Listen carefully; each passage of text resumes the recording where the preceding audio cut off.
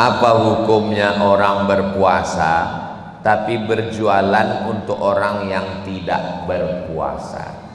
Ada 4 orang yang boleh nggak puasa. Pertama, faman kana minkum maridan, sakit. Yang kedua, au ala safarin, musafir, fa'iddatum min ayyamin ukhar, dia nanti ganti di hari yang lain, Syawal, Zulqa'dah, Zulhijjah. Maka dibuat di situ yang boleh membeli ini adalah sakit, dalam kurung surat keterangan dokter. Musafir, melampirkan tiket 89 km. Yang ketiga, wa 'alal ladzina yutiqunahu fidyatun ta'amu miskin, bagi yang sudah tua renta.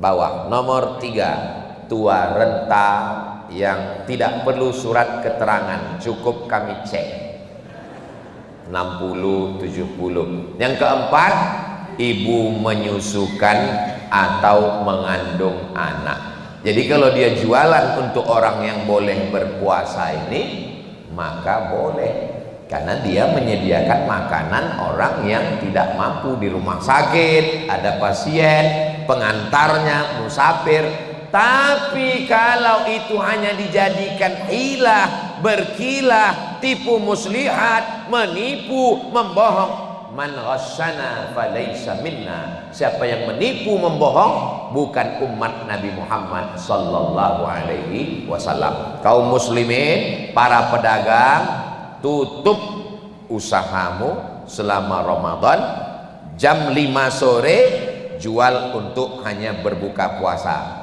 Jauh berjalan banyak dilihat, lama hidup banyak dirasa. Saya punya kenalan jamaah kita, usahanya sudah 40 tahun, setiap Ramadan tutup. Sampai sekarang usaha bisnisnya lancar jalan. Tiap bulan bagi sembako untuk fakir miskin dan duafa. Tiap ada pengajian, habis ngaji datang tumpah ruah jamaah, berkah rezekinya. Adapun yang bakhil, bin medit, bin pelit, bin kikir, bin kedekut, mana rezekinya? Jadi jangan berharap kepada manusia, tapi berharaplah kepada Ar-Razzaq yang memberi rezeki. Nabung 11 bulan, 1 bulan, nggak ada alasan. Ini apa ini bulan puasa ini kami nggak bisa dagang. 11 bulan kau sudah dikasih Allah. Adapun bulan Ramadan, kalaupun mau berdagang sore itu untuk orang yang berbuka puasa. Jangan khawatir buka puasamu nggak laku. Sekarang berlomba-lomba, sampai saudara kita yang tak Islam pun berebut takjil buka puasa. Sekarang kan lagi Ramadan, ya memang Ramadan lah ini. Kita harus menjaga lisan. Tapi karena sudah terbiasa bicara kotor, saya kesulitan untuk menghilangkan kebiasaan ini. Apakah ada tips atau kiat-kiat untuk menghilangkan kebiasaan ini? Ada. Bagaimana caranya? Baca Quran. Setiap ada orang mau ngajak bicara, Bismillahirrahmanirrahim. Inna ja'alna ma'alal ardi zinatan laha linabluwahum ayyuhum ahsanu amala wa inna laja'iluna ma'alaiha sa'idan juruza. Ustaz baca apa tadi? Surat Al-Kahfi. Mana Ustaz baca? Itu tulisannya di atas. Oh, itu Al-Kahfi Ustaz. Iya. Kami udah lama di sini, nggak tahu kami itu surat Al-Kahfi. Nah, kalau kita baca Quran, tapi Pak Ustadz kan nggak mungkin kemana-mana bawa Quran. Siapa bilang nggak bisa kemana-mana bawa Quran? Nih, Quran, buka Quran, nah Quran, nah di Quran, Quran digital, bisa Quran baca, baca. Setiap ada orang, kan nggak mungkin baca Quran terus Ustadz, zikir. Lisanan dzakira. Siapa itu orang yang bahagia? qalban syakira, hati yang bersyukur, lisanan dzakira, lidah yang berzikir. Tapi zikirnya banyak sekali Pak Ustadz. Kata Ustadz ini zikirnya subhanallah wa bihamdi subhanallahil azim. Kata Ustadz ini zikirnya astagfirullah. Kata Ustadz ini zikirnya la ilaha illallah. Kata Habib ini zikirnya sholawat. Banyak sekali. Mana yang sudah kau amalkan? Itulah Pak Ustadz. Saking banyaknya satu pun belum. Kata guru saya Syekh Omar Ma'ruf Ali, kata dia, Abdul Somad, kalau kau bingung pilih aja 3. Yang pertama istighfar, yang kedua sholawat, yang ketiga la ilaha illallah. Istighfar. Astaghfirullah Rabbal baraya, astaghfirullah minal khataya, Rabbi zidni ilman nafi'a wa wafiqni amalan salihah. Ya Rasulullah salamun alaik, ya rafi'a sya'ni wa daraji, atfatayyaji ratal alami, ya uhailal judi wal karami, ya uhailal judi wal karami. Man lazimal istighfar, siapa yang memperbanyak istighfar, ja'alallahu lahu min kulli dhiqin makhraja, segala kesempitan hidupnya dilapangkan Allah. Amin. Wa min kulli hammin faraja, segala kesusahannya dibahagiakan Allah. Amin. Wa razaqahu min haitsu la yahtasib, diberi rezeki dari jalan yang tidak disangka-sangka. Cuman kadang kalau kita nggak ngitung, kita nggak tahu udah berapa ini istighfarnya, dihitung. Astaghfirullahaladzim, astaghfirullahaladzim, astaghfirullahaladzim. Pelan. Ini banyak juga saya tengok.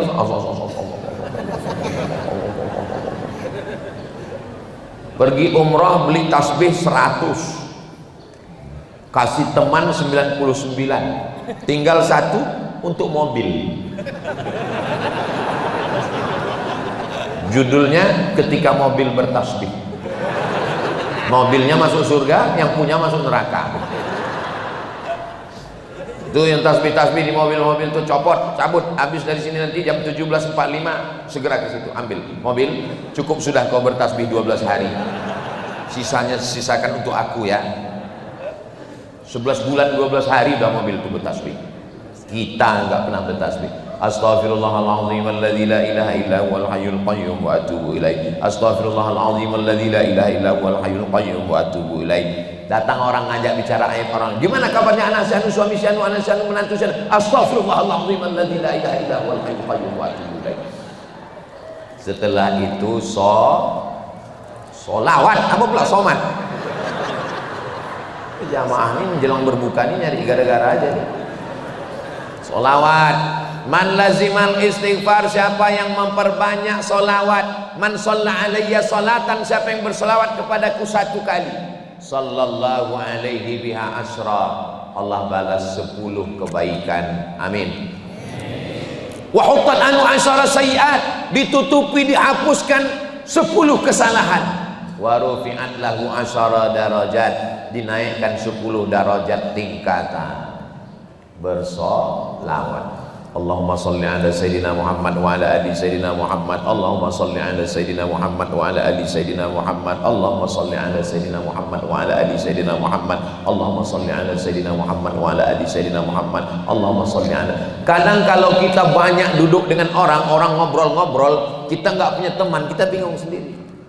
Bingung. Akhirnya kita ngeliat handphone. Tapi kalau kita punya zikir, terserah kalian mau ngomong apa. Aku sibuk dengan zikirku. Allahumma sholli ala sayyidina. Tapi yang kerja di kantor dinas, kantor wali kota, kantor bupati, kantor gubernur, ASN, jangan gara-gara berzikir lalu orang ngantri terbengkalai. Gimana KTP dan surat nikah kami, Pak? Allahumma sholli ala sayyidina Muhammad wa ala ali sayyidina. Ini kalau pas lagi kosong, Allahumma sholli. Jangan mentang-mentang mau ngelak, ngeles, lalu kemudian sholawat dijadikan sebagai alasan. Sore-sore pakai motor nggak pakai helm, ditangkap sama Pak polisi. Prit! Mana STNK BPKB? Allahumma sholli ala sayyidina. Kata Pak polisi, emang ente aja yang ngaji? Aku datang juga pengajian Ustaz Somad, bukan kau aja. Kena tilang juga. Pertama istighfar, kedua sholawat, yang ketiga afdalul zikri fa'lam annahu la ilaha illallah. La ilaha illallah, la ilaha illallah, la ilaha illallah. Kenapa orang yang berzikir itu ada yang menggerakkan kepalanya, Pak Ustaz? Itu zikir tariqat. Tariqat itu cara, metode. Tariqat Naqsyabandiyah pakai metode di dalam. La ilaha illallah. Naqsyabandiyah. Tariqat Syattariyah di dalam juga ada. La ilaha illallah. Bagi kita yang tidak beramal itu, ya nggak usah ikut, jangan ikut-ikutan. Ini banyak nih, tengok orang goyang, digoyang juga. Pas ditanya, kok kenapa goyang? Embuh. Bagi yang tidak mengambil baiat tarekat, ya zikir biasa aja. La ilaha illallah, la ilaha illallah, la ilaha illallah, la ilaha illallah. Ustaz zikirnya pejam mata atau buka? Ya terserah. Mau buka, buka, mau tutup, tutup. Kalau Ustaz sendiri, saya zikir pejam mata, karena dengan pejam itu saya lebih khusyuk. Kalau saya buka, saya tengok orang. Apalagi zaman sekarang, orang ke masjid bajunya tulis-tulis, buka mata tengok tertulis coblos nomor kan? Rusak konsen saya. Saya kalau zikir pejam mata, la ilaha illallah, la ilaha illallah, la ilaha illallah. Suara masuk ke telinga menambah khusyuk. Di mana letak zikir itu? Ala bidzikrillahi tatma'innul qulub. Dengan banyak berzikir maka hati menjadi tenang. Di mana letaknya? Nih, qulub itu qalbun, jantung di bawah, berdegup berdetak, dua jari di bawah. Jantung tuh bunyinya itu yang normal. Kalau yang nggak normal, biasanya jantung itu nggak normal karena dua sebab. Yang pertama jatuh cinta, yang kedua jatuh tempo. Maka untuk menenangkan hati itu berzikir. Lah, zikir. Mulut menyebut, letaknya di sini, pikiran sadar. Connect antara tiga. Mulut menyebut, letaknya di sini, pikiran sadar. La ilaha illallah, la ilaha illallah, la ilaha illallah, la ilaha illallah. Apakah zikir itu bersuara atau tidak? Wadhkur rabbaka fi nafsika. Sebutlah Tuhanmu di dalam dirimu.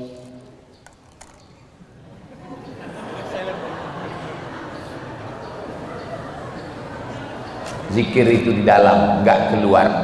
Kata Imam Abdurrahman As-Suyuti, Jalaluddin Abdurrahman As-Suyuti, makna ayat wazkur rabbaka ka itu Nabi Muhammad. Nabi Muhammad disuruh berzikir di dalam karena dia sudah selamat dari waswasah gangguan setan. Maka kalau mau mengusir gangguan setan dengan zikir yang kuat. Makanya kalau meruqyah itu kan kuat. Meruqyah orang yang kerasukan setan itu kuat. Cobalah meruqyah. Kata setannya, maksud Allah, kata setan. Meruqyah itu kuat. Allahu la ilaha illa huwal hayyul qayyum la ta'khudhuhu sinatun wa la naum. Saya kebetulan diminta jadi dewan juri musabaqah tilawatil Quran. Jadi pagi-pagi saya turun mau sarapan di hotel, dipanggil sama dewan juri senior. Ustaz Somad, sini. Saya pun datang. Ada apa Pak? Rupanya ada satu qori'ah lagi kerasukan setan. Mereka baca di situ pelan. Allahu la ilaha illa huwal hayyul qayyum. Setannya nggak peduli. Tas saya baca, telinga kanan saya baca. Allahu la ilaha illa huwal hayyul qayyum la ta'khudhuhu sinatun wa la nawm. Sehat. Sehat. Begitu dia sehat, saya cemas. Yang saya cemaskan dua. Yang pertama, setan tuh lari ke saya.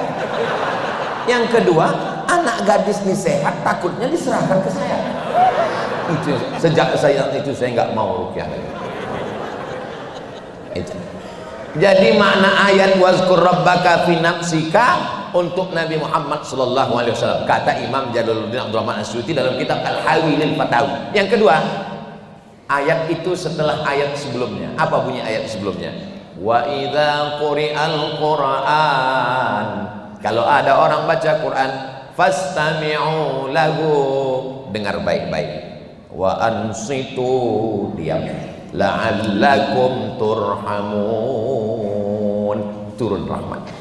Walqur rabbaka fi nafsika, berzikirlah engkau dalam dirimu. Maksudnya kalau ada orang baca Quran, jangan zikir kuat. Ada qari baca Quran, a'udzubillahi minasyaitonir rajim, la ilaha illallah.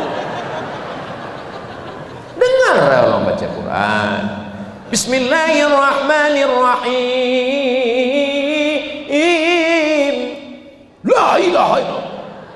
Dengar orang baca Quran.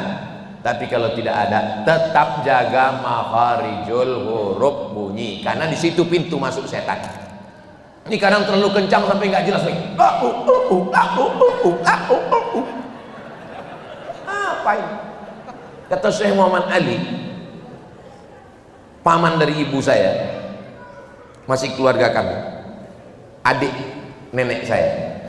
Kata beliau almarhum, dia murid Sayyid Alawi bin Abbas Al-Hasani Al-Maliki, setan bisa masuk melalui zikir yang tidak tepat menurut sunnah. Maka panjang pendek yang sebut la ilaha illallah, la ilaha illallah. Kalau tidak, di situ pintu masuk setan. Nauzubillah, hati-hati, itu namanya sesat di jalan yang lurus.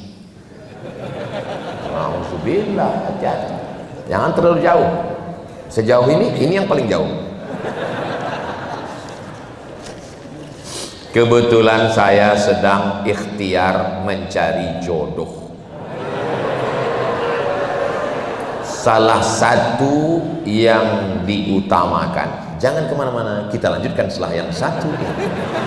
Dulu kami sama Ustaz Fahmi Salim waktu di TV gitu. Sekarang saya udah nggak masuk TV lagi. Dari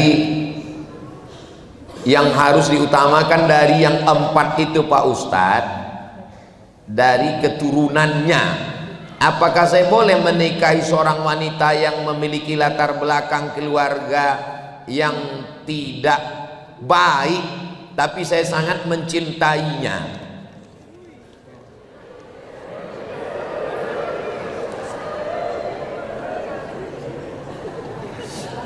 Bapaknya pecandu narkoba, ibunya pelakor. Nggak ada disebut, ini cuman penjelasan dari saya. Misalnya. Tapi kau sangat mencintai anaknya. Kalau kau biarkan anaknya dalam keluarga yang tidak baik ini, lalu siapa yang menyelamatkannya? Kaulah pemuda yang dipilih oleh Allah untuk menyelamatkannya. Dari sekian banyak pemuda-pemuda ini, kaulah satu-satunya menurut ilmu Allah yang mampu untuk menyelamatkan. Bayangkan itu. Bahkan saya pun tidak dipilih Allah untuk menyelamatkan. Maka kuatkan tekadmu, azammu, tapi hati-hati, karena banyak juga tukang pancing dilarikan ikan. Maka mentalmu mesti kau kuatkan. 3 yang mesti kau kuatkan. Yang pertama, akidahmu kuat. Yang kedua, ibadahmu kuat. Yang ketiga, akhlakmu kuat. Karena nanti setelah menikah, kau akan berhadapan dengan mertua Fir'aun. Kau akan berhadapan dengan mertua perempuan mak lampir. Dan kau akan berhadapan dengan anak Fir'aun kompilasi dengan mak lampir. Kau bayangkan itu. Jadi kau mesti kuat-kuat mental. Insya Allah saya yakin dan percaya, walaupun saya jauh di Riau, Sumatera, insya Allah kau akan di backup oleh 2 ustadz. sebelah kananmu ada Ustadz Dery Sulaiman, sebelah kirimu ada Ustadz Fahmi Salim, dan kalau macam-macam tongkatnya sudah siap untuk memukul kepala mertuamu itu. Jangan tunda-tunda, cepat perbuatan baik. Nanti di Syawal, nikah bulan Syawal itu sunnah. Nabi menikahi Sayyidatuna Aisyah. Nanti bulan Syawal langsung. Saya insya Allah hanya mengucapkan dari jauh, barakallahu lakuma wa barokan. Tolong kirimkan namanya, nanti saya buat, saya upload di Instagram Ustaz Somad yang followernya 9 juta itu. Maksudnya yang belum follow, Allahu Akbar. Maksudnya yang belum follow lah itu.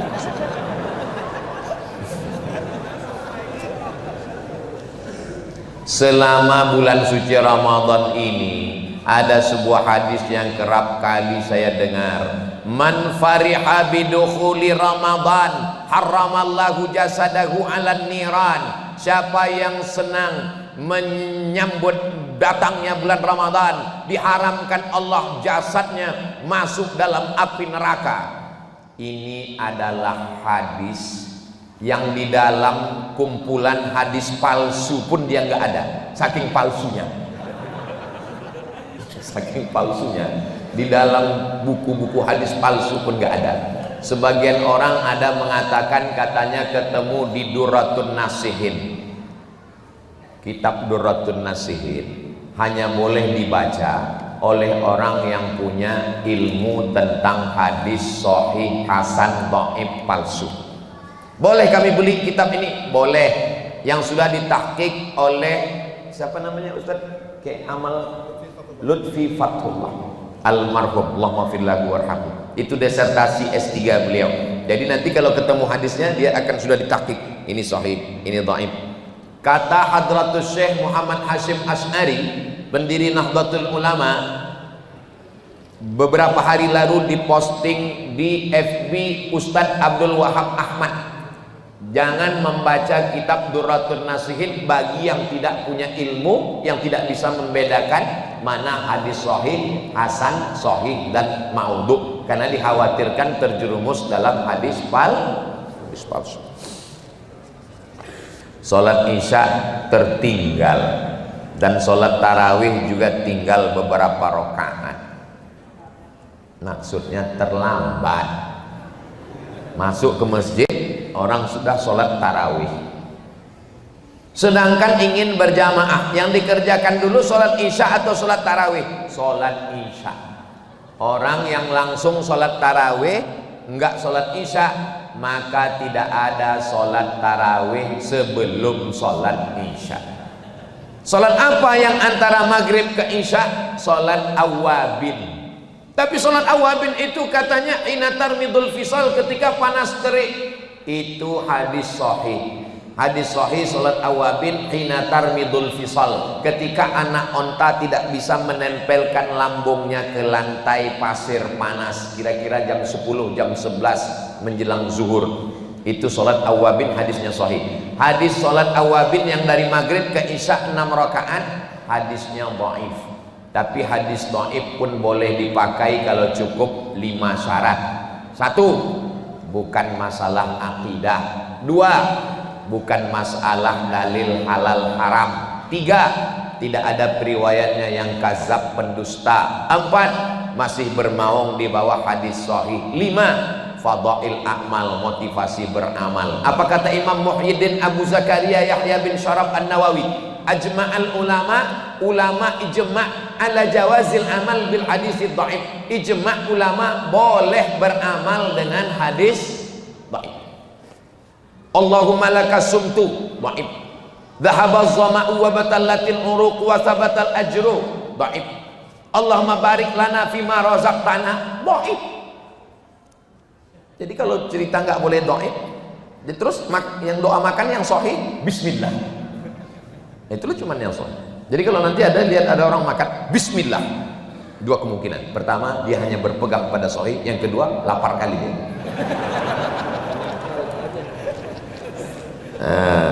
Ini tentang masalah. Apa hukumnya sholat tanpa doa? Setelah selesai sholat, setelah sholat tidak berdoa. Assalamualaikum warahmatullahi wabarakatuh. Assalamualaikum warahmatullahi. kentut aja boleh. Sholat itu mana? Yang dimaksud dengan sholat itu mana? Aqwalun, ucapan, wa af'alun, perbuatan, mufattatahatun bitakbir, dibuka dengan takbiratul ihram, wa muhtatamatun bitaslim, ditutup dengan salam. Itulah sholat. Allahu Akbar, ditutup dengan salam. Assalamualaikum warahmatullahi, assalamualaikum warahmatullahi. Sholat sudah selesai. Adapun berzikir, Astaghfirullahaladzim, la ilaha illallah syarikalah, Allahumma antas salam, subhanallah 33, alhamdulillah 33, Allah akbar 33, sunnah. Kenapa berdoa selesai sholat?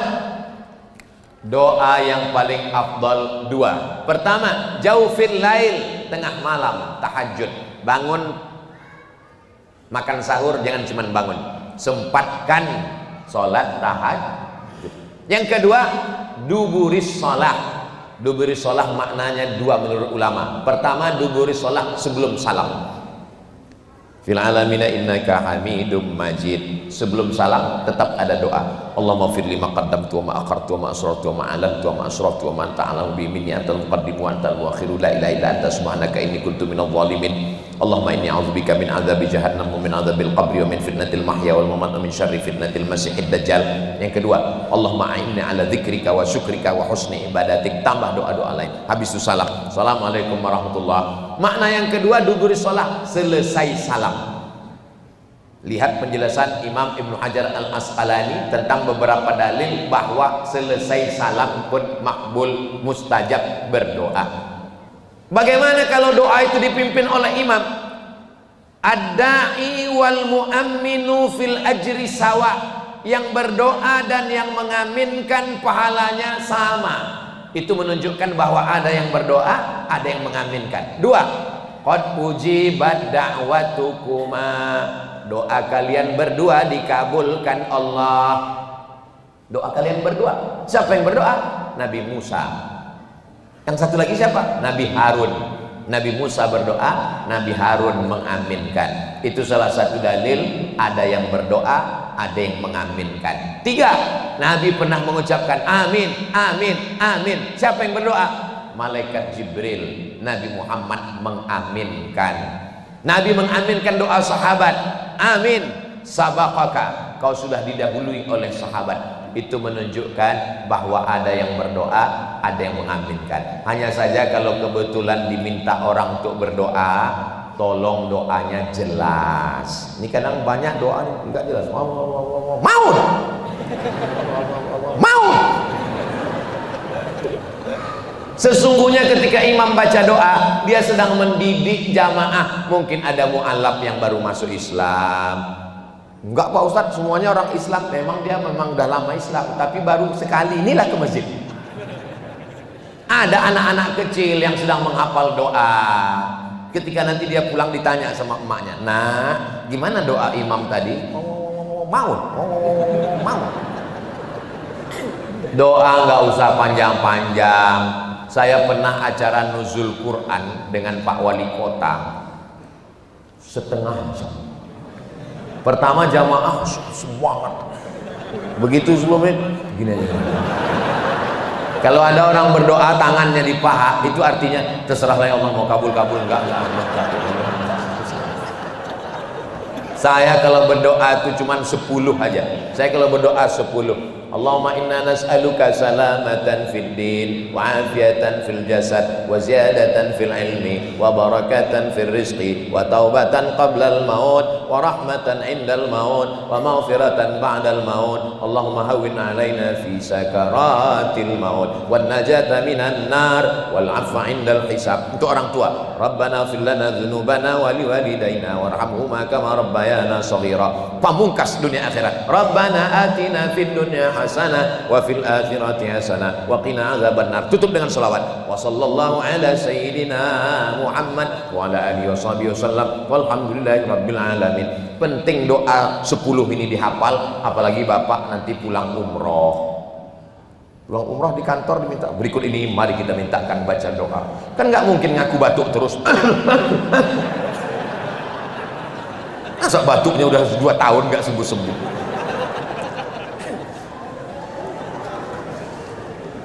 Maaf Ustadz, saya mohon maaf, beribu maaf, tuli bisu tidak bisa mendengar dan bicara. Apa hukumnya membaca Quran dengan isyarat, membaca Quran dengan braille? Saya dibawa pagi tadi ketemu dengan seorang dokter, namanya Dokter Ridwan, calon profesor tunanetra. Maka dia tetap bisa. Tapi ini masalahnya Pak Ustadz adalah tuli bisu. Maka dia membaca dengan huruf braille, dibacanya dalam hatinya, karena dia pakai isyarat, yang bahasa isyarat itu untuk menjelaskan kepada orang lain. Sedangkan ketika dia membaca Al-Quran, dia sedang membaca untuk dirinya sendiri. Tapi kalau dia mau menjelaskan kepada saudaranya bahwa ayat yang kubaca ini adalah ya ayyuhalladzina amanu kutiba alaikumusiyam kama kutiba alal ladzina min qablikum la'allakum tattaqun. Tapi kalau dia membaca untuk dirinya sendiri, cukup dibacanya an zahri qalbin, di dalam hatinya. Kalau dia hafal, kalau dia tidak hafal dengan huruf braille, itu dicetak. Bapak Ibu tolong kunjungi panti-panti saudara kita ini. Ramadan ini bawa anak, bawa istri, bawa bukan puasa, bawa. Assalamualaikum Bapak Panti. Waalaikumsalam. Saya mau buka bersama di sini, mau kasih makan pada semua. Berapa orang yang ada di sini? Ada 100. Nah, 2 orang aja. Bapak 2, Bapak 2. Kita 50 orang, kan cukup makan bersama. Melihat langsung itu beda loh Pak. Saya dibawa oleh artis-artis hijrah musyawarah ke panti tunanetra. Begitu sampai di sana, mereka pegang tangan saya. Oh, Ustadz Somad ternyata kecil. Kenapa Bapak ngomong gitu? Kami udah lama mendengar suara Ustadz. Didengar dari suara itu sepertinya orang yang gagah. Rupanya Ustadz banyak makan ya. Meleleh air mata saya sambil tersenyum. Bersatu haru biru luar biasa. Mereka bisa tersenyum, mereka juga bercanda. Kita yang merasa, kalau kita rasa hidup ini lelah, hidup ini capek, hidup ini menegangkan, mereka merasa mereka adalah orang-orang yang berbahagia dengan pemberian Allah Subhanahu wa ta'ala. Saudara kita luar biasa. Mereka malah bertanya tentang baca Quran. Ya, anehnya orang yang diberi Allah nikmat cukup, pendengaran cukup, pertanyaannya bukan masalah baca Quran, masalah malah yang nanya, kira-kira nanti kalau sholat pakai mukena bunga-bunga boleh nggak ya? Kami tidak paham bacaan sholat. Apakah sholat kami tidak sah? Paham secara global saja, nggak perlu secara detail. Inna sesungguhnya sholati, sholatku, wa nusuki, ibadahku, wa mahyaya, hidupku, wa mamati, matiku. Nggak perlu secara detail, umum saja. Alhamdulillahirabbil alamin. Segala puji bagi Allah. Ar-Rahmanir Rahim, Maha Pengasih Penyayang. Malik Yaumiddin. Iyyaka na'budu wa iyyaka nasta'in. Secara umum saja paham. Adapun Al-Quran, mendengarnya saja dapat pahala. Interaksi kita dengan Al-Quran ini 5 tangga. 1, 2, 3, 4, 5. Pertama dengar dulu, dengar. Wa idza quri'al Qur'an. Kalau ada orang baca Quran, fastami'u lahu, dengar baik-baik. Wa ansitu, diam, la'allakum turhamun. Dengar aja dapat pahala, apalagi baca. Anak tangga pertama. Naik anak tangga yang kedua, mulai meniru bagaimana tha, bagaimana wa, bagaimana a. Alladzina idza asabathum musibah qalu inna lillahi wa inna ilaihi raji'un. Mulai membaca. Rubbatalil Quran wal Quranu yal'anu. Berapa banyak orang baca Quran dilaknat oleh Quran. Kenapa dilaknat Quran? Karena salah baca Quran. Alhamdulillah Pak Ustaz, saya nggak pernah salah baca Quran. Kenapa? Saya nggak pernah baca. Lebih baik pernah salah karena baca daripada nggak pernah salah karena nggak pernah baca. Dengar, habis dengar, baca. Yang ketiga, paham. Beli Quran yang potong-potong terjemah. Ya ayyuha, hai orang-orang, alladzina yang amanu, beriman, kutiba, diwajibkan, alaikum, bagi kamu, siyam, puasa, kama, sebagaimana. ada tajwidnya, merah, hijau, kuning, idgham, gunnah, ikhfa, qalqalah. Ada tajwidnya, tahsinnya, ada ayatnya, ada terjemahnya, ada asbabun nuzulnya, ada tafsirnya. Langkah ketiga. Yang keempat, amalkan. Yang kelima puncaknya, khairukum, orang yang paling mulia di antara kamu, man ta'allamal Qur'an, belajar Quran dan mengamalkan Al-Qur'an. Jadi 5 tangga ini jangan dipotong. Jangan merasa puas hanya dengan mendengar, baca. Jangan merasa puas dengan baca, paham. Jangan merasa puas dengan paham, amalkan. Jangan merasa puas amal pribadi, ajarkan. Tapi jangan dipotong. Datang nenek-nenek ke saya nangis, Ustaz, nenek kenapa? Saya nonton TV Ustaz, di TV itu Ustaznya ngomong baca Quran nggak tahu artinya, nggak ada pahalanya. Saya jelaskan, ini 5 tangga nih. Oh, kalau gitu saya di tangga kedua ya Pak Ustaz. Jelaskan posisi dia supaya dia meningkatkannya ke atas, supaya mencerdaskan umat insya Allah.